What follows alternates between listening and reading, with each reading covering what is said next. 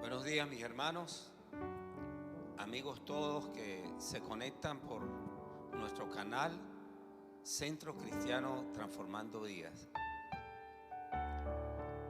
Hoy tenemos una palabra para ustedes que he denominado esperar en la voluntad de Dios. Primeramente, quiero pedirle al Señor que se manifieste a través de esta palabra, que llegue a los corazones de cada uno de ustedes y que sea Él el que hable, que sea Él el que use mi boca y ponga las palabras para que este mensaje sea un mensaje poderoso que ayude a transformar vidas. En el nombre de Jesús, amén y amén.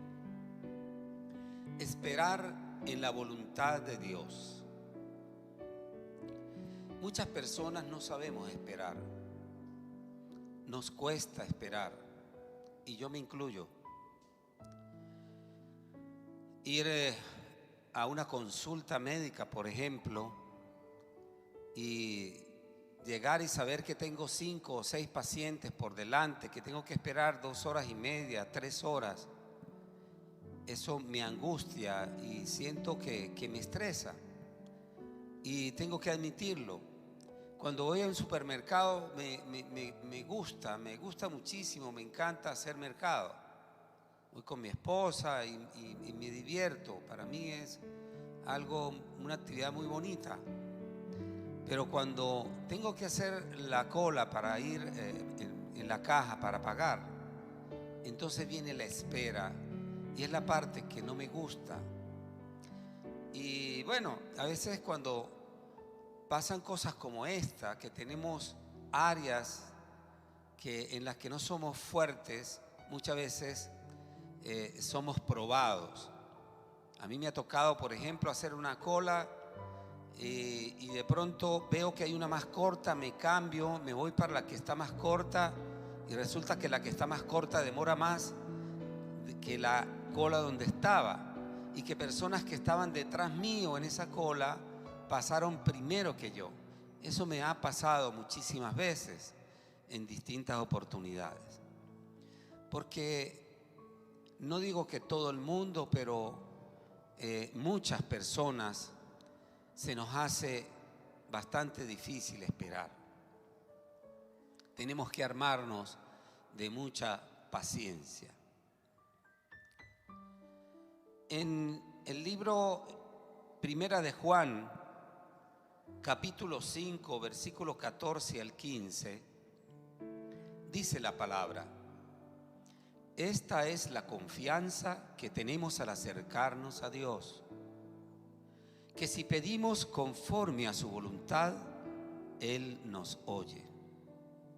Y si sabemos que Dios oye todas nuestras oraciones, podemos estar seguros de que ya tenemos lo que le hemos pedido. Me llama la atención mucho este pasaje porque dice: si pedimos conforme a su voluntad, Él nos oye. Y nosotros tenemos que entender que cuando le pedimos a Dios, tenemos que pedirle conforme a su voluntad y no conforme a la mía. Si yo tengo una necesidad, una petición, yo oro y le pido al Señor: Señor, concédeme este favor, concédeme esta gracia que hoy te estoy pidiendo y por lo cual te estoy clamando, pero que sea tu voluntad, que sea en tu tiempo. Dice, y si sabemos que Dios oye todas nuestras oraciones, podemos estar seguros de que ya tenemos lo que hemos pedido, pero conforme a su voluntad. Para poder hablar de esperar en la voluntad de Dios, primero tenemos que entender que tenemos que tenerlo a Él en nuestras vidas. Nadie espera pacientemente en alguien en quien no crea, en quien no confíe. Pero cuando ese alguien en quien creemos, además le amamos y reconocemos la suprema autoridad que hay en Él, no solo esperamos, sino que depositamos nuestra confianza y esperamos en Él. Cuando tú le entregas tu vida a Cristo, Él se convierte en depositario de tu fe, de tu esperanza y de la certeza de lo que tú quieres lograr o de lo que tú quieres conquistar. Tenemos que aprender a esperar en Dios. Y yo le diría a mis hermanos que esto es prácticamente hasta como un ejercicio.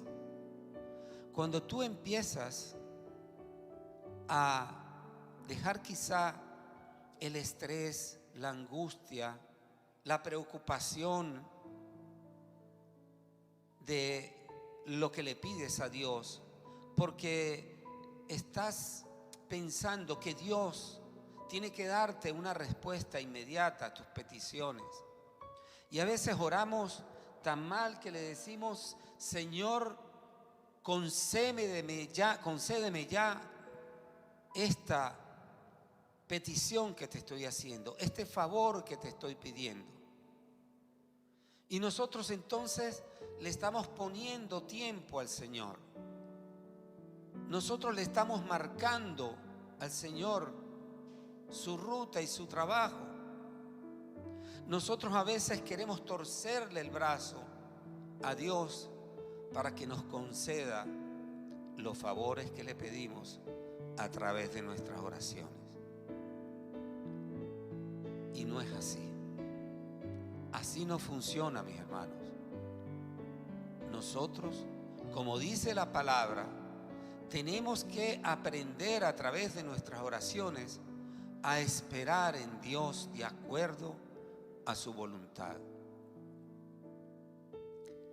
Cuando Cristo iba a ser entregado, Él subió al monte de los Olivos y Él tenía miedo. En ese momento Él entró en intimidad con su Padre y tenía mucho miedo, mucho temor. Y le pidió a su Padre: Señor, Padre celestial, Padre amado, si es posible, pasa de mí esta copa. Si es posible para ti que yo no pase por esta prueba, mas no se haga mi voluntad sino la tuya. Jesús, en medio del temor, en medio del miedo, le pidió a su Padre que si era posible se hiciera todo lo que tenía planificado Dios sin que Él pasara por esa prueba tan dura, tan difícil, por la que Él sabía que le esperaba. Sin embargo, le dijo: pero no se haga mi voluntad sino la tuya. Y así nosotros tenemos que orar. nosotros podemos pedirle al Señor y decirle: Señor, quiero que me concedas este favor, pero no se haga mi voluntad, sino la tuya. Imagínense por un momento que tu vida es una empresa que tú emprendiste y has querido llevarla al mayor éxito posible. Has trabajado para ello, pero esa empresa no es fácil. Es bastante complicada, muy compleja, y tú no has podido solo con ella, a pesar de todos los esfuerzos que has hecho en esa empresa que se llama tu vida. Ha sido muy duro y muy difícil, y llega un momento en que tú sientes que necesitas ayuda, y tú tienes dos opciones: o le pides ayuda al enemigo, o le pides ayuda a Jesús. Si tú invitas a Jesús a que sea el socio de tu empresa, de esa empresa que se llama vida, le vendes la mayoría de las acciones de esa empresa a Jesús y te quedas como tu socio minoritario. Jesús pasa a ser el socio mayoritario de tu empresa que se llama vida, porque Él empieza a partir del momento en que tú lo invitas a formar parte de ella, empieza a manejar tu vida. Y ya las cosas no se hacen conforme a tu voluntad, sino conforme a la voluntad de ese socio mayoritario que se llama Jesús.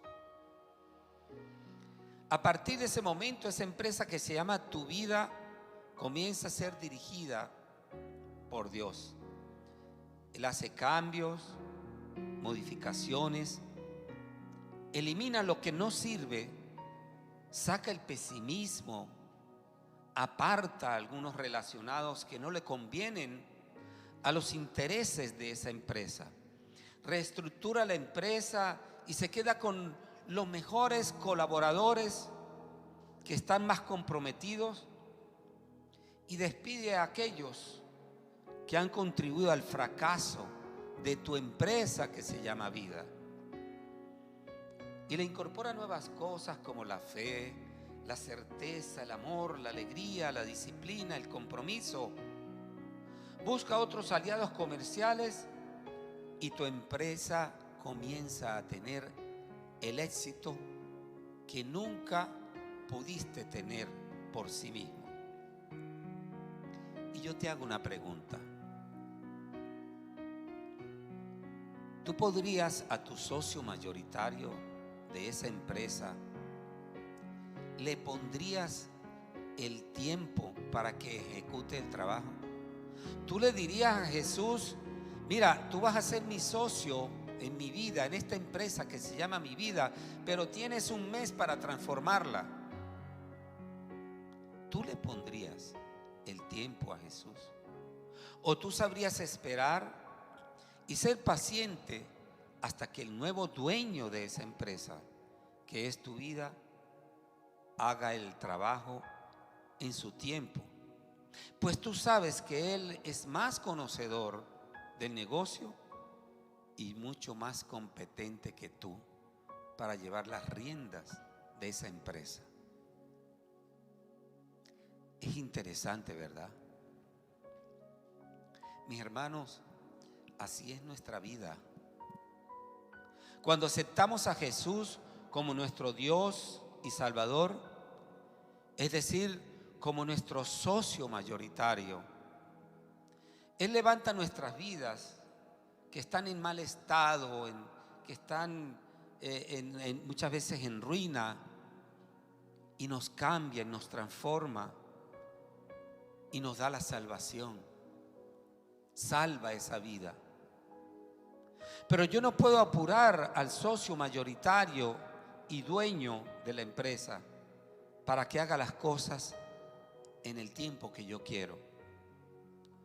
Como socio minoritario tengo que adaptarme y aceptar que las cosas cambiaron y que afortunadamente ese socio es el que dirige tu vida y mi vida. Tenemos que aprender a esperar en la voluntad de Dios.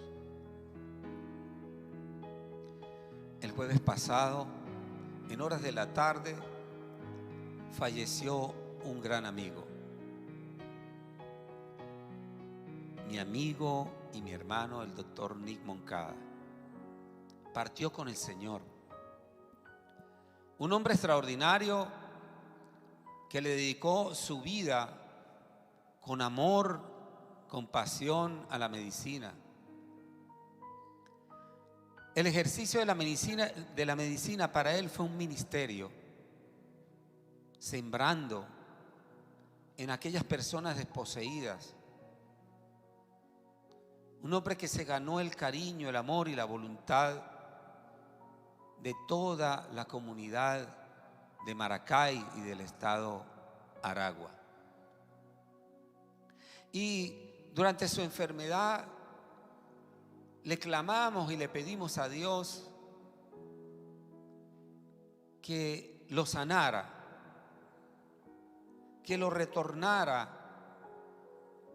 Y le pedimos de todo corazón porque le amamos, le queremos. Pero nosotros no podíamos pedir en nuestra voluntad, porque al final nosotros teníamos que pensar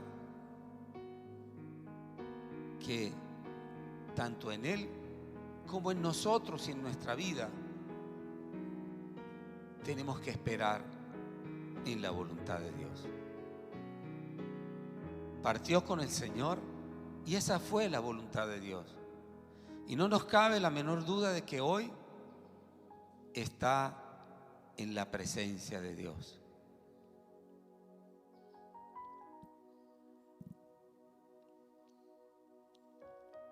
En el libro de Gálatas, capítulo 2, versículo 20, Pablo le decía a los Gálatas: ya no vivo yo, Cristo vive en mí. Pablo le entregó su vida a Jesús. Cuando Jesús lo llamó, lo quebrantó y le pidió, lo transformó y le pidió que emprendiera un ministerio para predicar su palabra, Pablo lo entendió y lo aceptó y lo asumió con una gran pasión, con un gran amor. Y a partir de ese momento, prácticamente Pablo se despojó de su propia identidad y dijo: ya no vivo yo, es Cristo el que vive en mí, es Cristo el que habla por mí, es Cristo el que me mueve, el que me lleva. Ese fue Pablo. Pablo entendió que a partir de ese momento, en esa empresa que era su vida, el socio mayoritario, que fue Jesús, fue el que comenzó a gobernar su vida. Yo he tenido muchos emprendimientos y 2 de ellos fracasaron, 2 tuvieron éxito. Uno de esos 2 que tuvieron éxito, lamentablemente tuve que apartarme, venderle mis acciones a los otros socios porque no me entendía con ellos. Y pasa eso muchas veces. Si tú no te entiendes con un socio, bueno, lamentablemente esa sociedad tiene que romperse, porque si no después vienen tiempos peores. Pero en la última empresa, el último emprendimiento, que tuvimos un gran éxito, yo también tenía unos socios. Pero yo, mi esposa y yo, que dirigíamos la empresa, decidimos invitar a un socio mayoritario. Decidimos entregarle esa empresa a Jesús. Y fue Jesús el que ayudó a pelear cantidad de batallas que tuvimos con esa empresa. Porque si bien es cierto que fue exitosa, porque también Dios nos acompañó, Dios peleó la buena batalla por nosotros para que pudiéramos lograr y conquistar muchas cosas por las que teníamos que pasar. Situaciones de permisologías en Venezuela que son muy complejas con los entes gubernamentales y otro tipo de situaciones. Y llegó un momento en que no podíamos con ello y le decíamos: Señor, te entregué esta empresa, Señor, pelea por nosotros esta batalla. Y así, de una manera sobrenatural que nosotros nos quedábamos sorprendidos, mi esposa y yo, el Señor libró por nosotros batallas que en otras circunstancias hubiese sido tal vez imposible conquistar, o a lo mejor nos hubiese tenido que costar, que tener un gran costo. Fueron muchos los hombres a quienes Dios les hizo esperar para que se cumpliera en ellos su promesa. Les voy a poner un ejemplo. Abraham, Dios le llama un día y le dice: deja tu tierra y a tu parentela y vente a la tierra que te mostraré. Y serás padre de multitudes de gentes. Te multiplicarás como las estrellas del cielo y como las arenas del mar. Y Abraham tenía 75 años en ese momento. Y Dios le prometió que iba a ser padre de multitudes de gente, como de hecho lo fue. ¿Y cuándo se cumplió esta promesa? 25 años después, cuando nace Isaac, el hijo de la promesa. El hijo de la promesa que Dios le había dado a Abraham. Tuvo que esperar en la voluntad de Dios.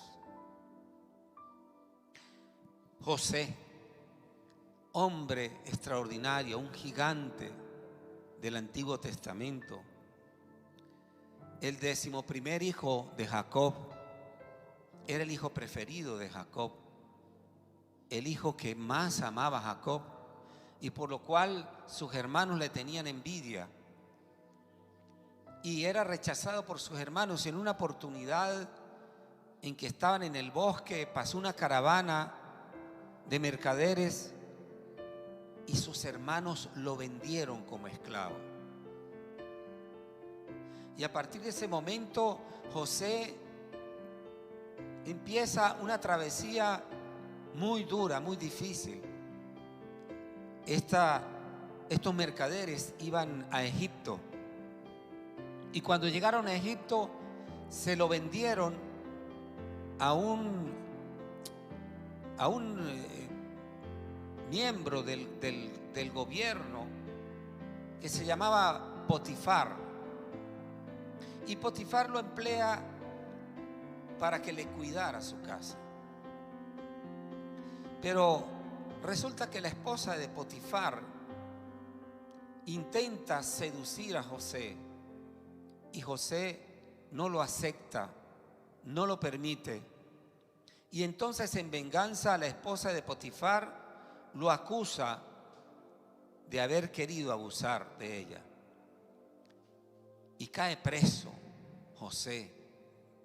y cae preso literalmente en las mazmorras. Y allí estuvo muchísimo tiempo preso hasta que en una oportunidad cae preso el copero del rey. Y el copero del rey tuvo un sueño y José se lo interpretó y le dijo: dentro de 3 días serás libre. Y Potifar efectivamente a los 3 días queda libre, pero antes de salir de la cárcel, José le dice: oye, tú que estás cerca del rey, por favor, ruégale al rey que me saque de acá. Yo no soy culpable de lo que me han acusado y por lo cual yo estoy preso. Y el copero le dijo: ¿cómo no, José? Claro que sí, tú me has hecho un favor y me has interpretado mi sueño. Yo voy a interceder ante el rey por ti. Mis hermanos, pasaron 2 años y el copero del rey ni se acordaba de José. Y en una oportunidad el rey tiene un sueño, aquel famoso sueño de las 7 vacas flacas y las 7 vacas gordas. Y ninguno de los sacerdotes que tenía el rey pudieron interpretar qué era lo que quería decir ese sueño.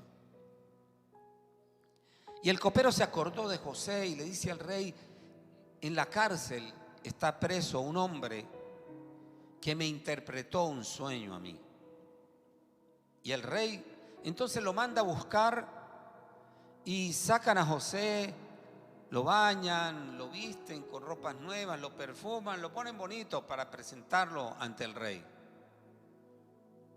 Y cuando lo presentan ante el rey le dice, le cuenta su sueño y le dice: yo quiero que me digas qué quiere decir este sueño. Y José, ese hombre que fue vendido por sus hermanos, que tuvo esa travesía hasta Egipto, que llegó a Egipto y encima de eso es acusado injustamente por la esposa de Potifar y es hecho preso. Ese hombre que a lo mejor cuando salió de allí, de la cárcel, a lo mejor había perdido la fe y la esperanza en Dios. A lo mejor hubiese sido más fácil para José decir: no, chicos, yo no quiero, no. O sea, he tenido una vida terrible. Pero la respuesta de José fue una respuesta de una profunda convicción en su padre, en Jehová. Y le dice al rey: no yo, es decir, no soy yo el que te va a interpretar. Dios será el que dé la respuesta al faraón. En otras palabras, mira, yo he podido pasar por todas las travesías, por todos los problemas. He pasado muchos años pasando por muchas dificultades, pero es Dios el que va a hablar a través de mi boca. Y a partir de ese momento la vida se cumplió. José interpretó el sueño y se cumplió lo que le había dicho José al rey. Y a partir de ese momento la vida de José cambió totalmente. Empezó a recibir toda la confianza del rey, le empezó a dar poder hasta llegar a ser el gobernador de Egipto. Algo que nunca hubiese ni siquiera sospechado José que pudiera llegar. Pero José esperó en la voluntad de Dios, supo esperar. ¿Y qué me dicen de David? David, después de vencer a Goliat, Saúl, que era el rey, empieza a sentir celos de David, porque la gente, el pueblo de Israel clamaba el nombre de David por la hazaña que había hecho de vencer a Goliat, porque Dios lo había acompañado para lograr tal proeza. Y Saúl empezó a tener celos de él. Y en la medida que empezó a tener celos de David, empezó Saúl a alejarse de Dios.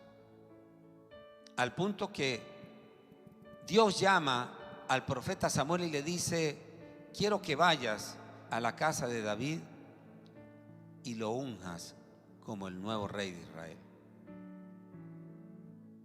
Y así fue.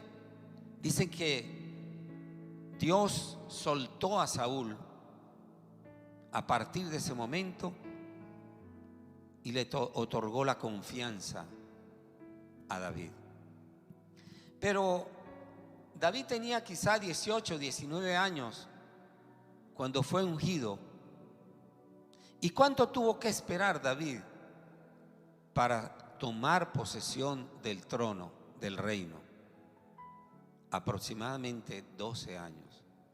Y durante todos esos años, David pasó por múltiples dificultades. Perseguido por Saúl, fue a punto de ser asesinado por el mismo Saúl. Después lo persiguió con el ejército para matarlo. David tuvo que esconderse. Pasó por muchos problemas, por muchas dificultades, hasta que Saúl muere. Y para no extender mucho este pasaje, David toma posesión del trono. Tuvo que esperar en Dios, tuvo que esperar en la voluntad de Dios. Y David pudo haber pensado todos esos 12 años, pero bueno, ¿qué rey soy yo? ¿Qué rey soy yo? Ese rey que me persiguen, que quieren matar. ¿Cómo puedo ser yo rey si tengo que esconderme? Si tengo que desconfiar de mucha gente porque no sé si de pronto hay gente que me quiera traicionar para que Saúl pueda asesinarme. Sin embargo, su fe, su confianza y su amor por Dios lo mantuvo esperando en la voluntad de su Padre. La vida del cristiano es una vida de espera. Esperamos ser transformados de un cuerpo corruptible a un cuerpo incorruptible. Esperamos que Él responda a nuestras peticiones. No podemos pretender torcerle el brazo a Dios para que nos responda en nuestro tiempo. En Hechos capítulo 1, versículo 7, dice la palabra: y les dijo Pablo: no os toca a vosotros saber los tiempos o las sazones que el Padre puso en su sola potestad. Dios tiene la potestad de poner el tiempo. El tiempo tuyo y el tiempo mío no es el mismo tiempo de Dios. El tiempo de nosotros es el cronos. Por eso la palabra cronómetro es el aparato que mide el tiempo, porque nuestro tiempo es el cronos. El tiempo de Dios es el kairos.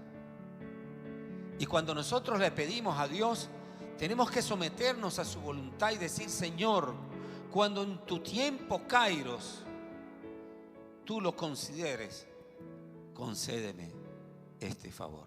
Probablemente la respuesta de Dios sea inmediata, pero no podemos ponerle condiciones a Dios. No podernos bajo el estrés, bajo la angustia,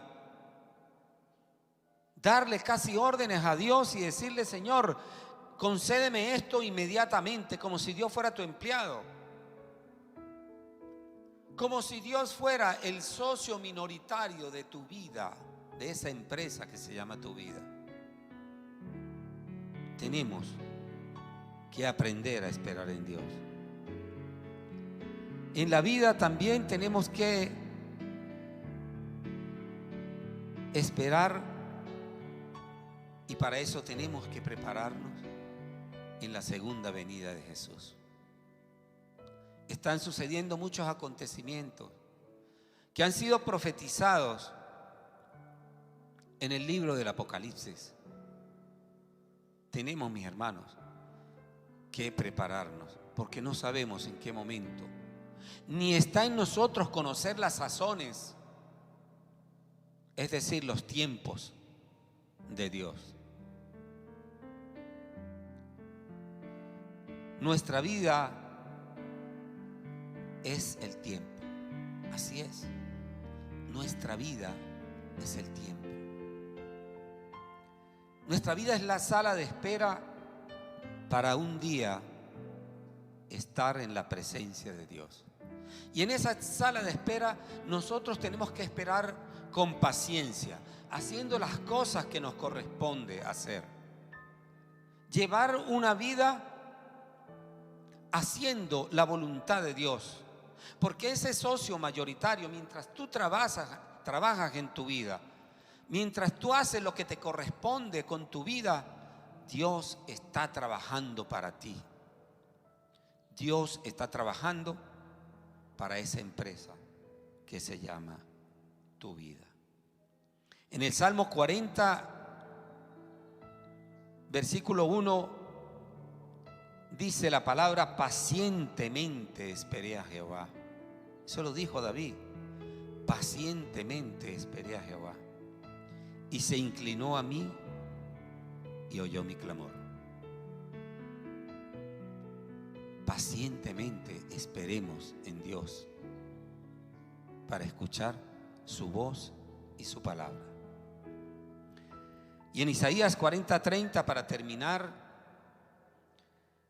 40:30 al 31, dice la palabra: aún los jóvenes se cansan, se fatigan, y los muchachos tropiezan y caen. Pero los que confían en el Señor renovarán sus fuerzas. Aquí dice, pero los que confían en el Señor es los que esperamos en el Señor, los que confiamos en Él. Renovarán sus fuerzas, volarán como las águilas, correrán y no se fatigarán, caminarán y no se cansarán. Nosotros a lo largo de la vida tenemos que ir madurando sobre esta situación, aprender a entender que tenemos que tener la paciencia para esperar en Dios. Si yo tengo la paciencia para esperar a cualquier persona, si tengo que tener la paciencia para poder esperar lograr cumplir un trámite que me corresponde por derecho muchas veces, como es por ejemplo sacar un pasaporte, y tengo que amarme de la paciencia para hacerlo, con mayor razón tenemos que aprender a tener paciencia para esperar en nuestro Padre Celestial. Mis amados, reflexionemos sobre esta palabra. Esperar en Dios es la mejor posición que tú puedes adoptar frente a tu vida. Espera con gozo y con alegría en medio de la dificultad, porque Dios te va a responder. Reflexiona y comparte esta palabra con tus amigos, con tu familia, y empieza a ejercitar esperar en la voluntad de Dios. Quiero que ahora cierren sus ojos y hagan esta pequeña y repitan esta pequeña pero poderosa oración conmigo. Señor Jesús, yo hoy reconozco que tú eres mi Padre, que tú eres mi Dios. Hoy reconozco, Señor, que tengo que aprender a esperar en ti. Porque tú eres el único que tiene el pleno conocimiento para ayudar a conducir mi vida por el camino correcto, por el camino de la salvación. Sé que derramaste tu sangre en la cruz para mi salvación, para perdonar mis pecados. Gracias, Señor. Yo hoy te acepto en mi vida como mi socio mayoritario. Tú eres a partir de este momento el que va a gobernar, el que va a dirigir esa empresa que se llama mi vida. Te pido, Señor, que me agarres de la mano, que no me sueltes, Señor. Escribe mi nombre en el libro de la vida y no lo borres jamás. En el nombre poderoso de nuestro Señor Jesucristo. Amén y amén. Mis hermanos, espero que esta palabra haya ministrado sus vidas y que podamos entenderla y que pueda hacer lo que tenga que hacer en la vida de cada uno de nosotros para esperar en la voluntad de Dios. Quiero invitarlos nuevamente para el próximo domingo a las 11 de la mañana para que escuchen otra palabra de parte de Dios por nuestro canal YouTube, Centro Cristiano Transformando Vidas. También tenemos Instagram y Facebook, CC Transformando Vidas. Dios les bendiga, Dios les guarde y cuídense.